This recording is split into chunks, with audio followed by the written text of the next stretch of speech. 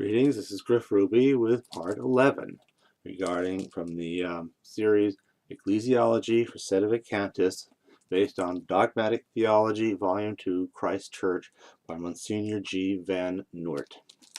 Picking up page 32, the third of the three basic errors against the hierarchical and monarchical nature of the Church is 3. The Synod of Pistoria.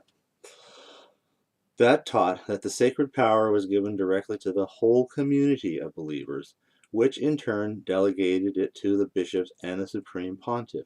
If this be admitted, then the church's rulers are nothing but the tools and the servants of the Christian populace. Pius VI condemned this doctrine as heretical. It is still the view of the Jansenists in Holland. Now, I realize such a hierarchical, bizarre picture of, or anti-hierarchical belief of the Jansenist is not really the main priority of the Jansenist error, but it is one of the attendant errors that surround a whole larger body of errors that associate themselves with Jansenism. Sometimes you hear accusations of Jansenism, usually from the standpoint of, well, the Jansenists wanted to be extra strict in a lot of things and so forth, and wanted to be ultra strict and narrow in their interpretations, but that's well, traditional Catholics can seem strict, but that's only because we apply the same standards the Church has always applied. We're not making anything up new or different. But, however, there's in this one particular aspect that sometimes the accusation of Jansenism could, in the case of some individual, actually be argued as being true. Because, you see, the Jansenists really believed that the pastors of the Church only had what authority that was given to them by the general run of the faithful. Well, how often do we see even our own clerics, a few of them here and there, actually making it sound like, well, I don't have any jurisdiction, but if you come to me for a confession or something, your coming to me kind of gives me just enough jurisdiction to do that. You see, when he says that, he is enunciating the Jansenist heresy. So we can never tolerate that. Never.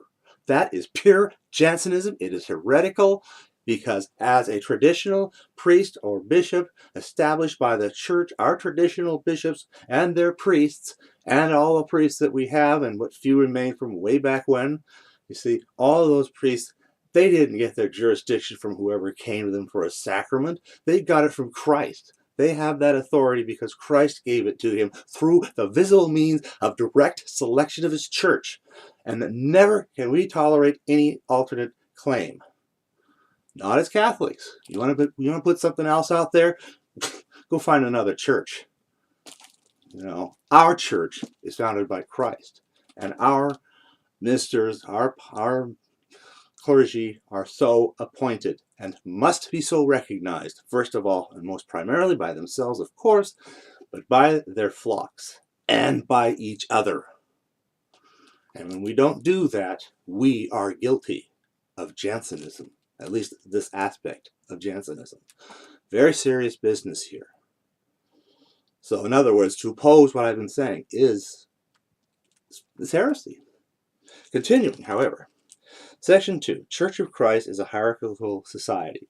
So now, Van Noort, having listed the errors, goes on to begin discussing this. Catholic teaching holds that Christ himself established a sacred authority in his church, and that this authority, invested first in the apostolic college, was uninterruptedly perpetuated, and in fact perdures today in the college of bishops. So there you have it again. Either we have authority or it never existed. You want to posit it somewhere else? You want to tell me, oh, there's some Bishop X in some, who knows, forgotten corner of the world? Really? What the hell is he going to have? Pardon my Swahili, but what is he going to have that our traditional bishops don't have? Oh, well, he was named by Pope this or that way back when. So, if he's such a Catholic, how come he hasn't made any note of himself? Well, maybe there's no Catholics. Well, why hasn't he sustained a flock? You see, he hasn't. Nobody has. Well, he might repent. Well, okay, fine, welcome back to the church and all, but who's going to install him back in an office? You see, who's going to accept his abjurance of error and say, okay, now we're going to install you here, permit you to return to whatever flock you had been given way back in 1950, whatever, if any such few might even still be alive after all this time. Who's going to do that? Don't you see? Only our clergy have the authority to do that. They can't get that from the Vatican heretics. How are they going to get it from there? It doesn't exist over there. So that means somebody has to have authority. That somebody has to be Catholic. They has to be doing all the things that Christ set up this whole thing for. So everybody else is automatically excluded. So either it's true in our leaders or it was never true even to begin with. Proposition 1. Christ established a sacred authority in his church when he directly bestowed on the College of the Apostles power to teach, to function as priests, and to rule. And there's that college word again. So, but we've already explained that back in the first part. The first part of this proposition affirms the general truth that the church, by the institution of the Lord himself, is an unequal society, i.e., one in which some govern and others are governed. The second part states precisely who were put in authority over the others and what powers put them in a class apart. A proof of this latter statement will suffice. The power to teach is the right and the duty to set forth Christian truth with an authority to which all are held to give internal and external obedience. The power to function as priests or ministers is the power to offer sacrifice and to sanctify people through the instrumentality of outward rites. The power to rule or govern is the power to regulate the moral conduct of one's subjects. Since this power is exercised chiefly through legislation and then through judicial sentences and penalties, it comprises legislative, judicial, and coercive powers. They have more at their disposal than merely, oh, well, I won't give you sacraments. They have a whole lot more. They have everything any classic bishop of the church has or has ever had. The power to pass judgment and to punish is a necessary complement of the power to make laws. For all by themselves, laws usually have little effect. They must be bolstered by courts and by penalties.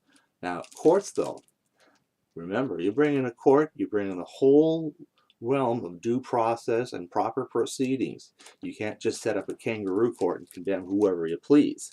In order to have power, obviously, the appropriate individuals have to set up a court. That court has to function in accordance with specific procedures that establish and ensure that the court will be serving just and worthy purposes. And then it will indeed have that kind of power and authority as much as any such court ever set up by the church has ever had.